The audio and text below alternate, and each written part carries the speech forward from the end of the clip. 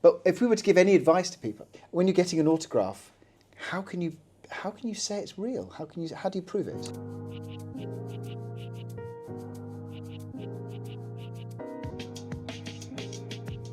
Hello, I'm Denise Kelly and I'm Head of Entertainment Department here at Dawsons Auctioneers.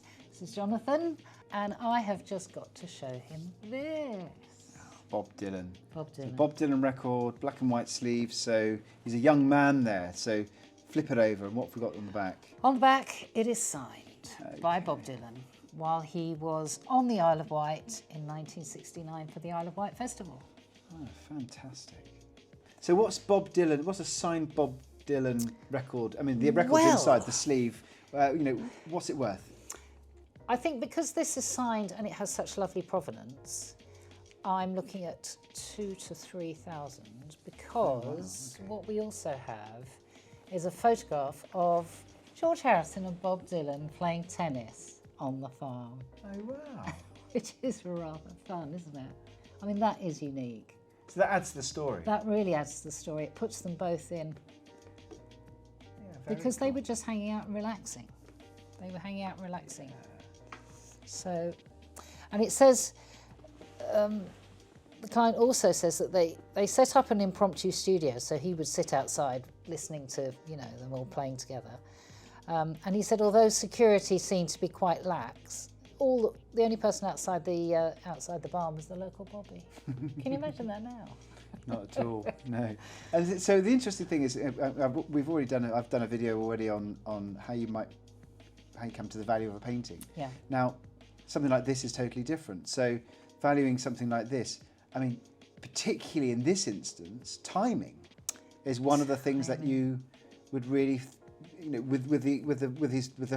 the biopic that's just coming out in the cinemas now of Bob Dylan's. The Complete Unknown, it's just released. I think also, Bob Dylan, this is actually, it's also a first original UK stereo pressing, so that's nice. So you've got the album, you've got the signature, and you've got this. And I don't think you'll see many of these out there, because apparently even Bob Dylan used to just walk along the beach on his own when he was there. So this photo of them playing tennis is just the icing on the cake, isn't it? Yeah, well, it adds to the story, and the story gives it gravitas or gives it authenticity. And everything about selling ephemeral items, as we call them, this sort of autographs.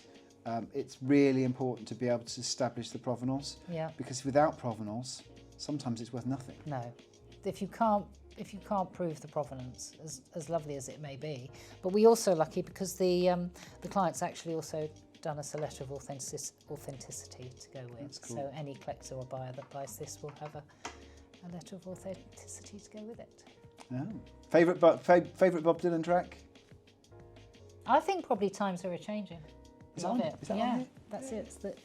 It's the single that was taken from the album. Yeah, it is. Of course it is. I'm a Subterranean Homesick Blues man, but... Oh, yeah. Yes. No, Times Are A-Changing. Love that. Used to sing that in the guides. Because we were so cool. But if we were to give any advice to people, when you're getting an autograph, how can you say it's real? How do you prove it?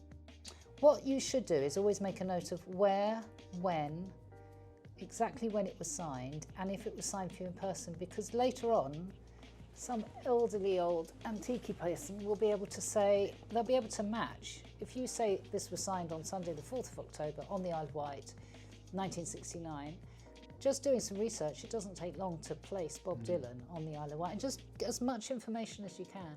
But even so, other autographs, they were playing a gig, Beatles, for example, and there were millions of autographs from Beatles concerts, and they got signed by the roadies. They were either signed by... if we're looking at modern day-to-day... Signed in person. You take your selfie, you get your autograph, and the two, one authenticates the other and gives the valuation for the other. Yes, that's kind of the way to do it now.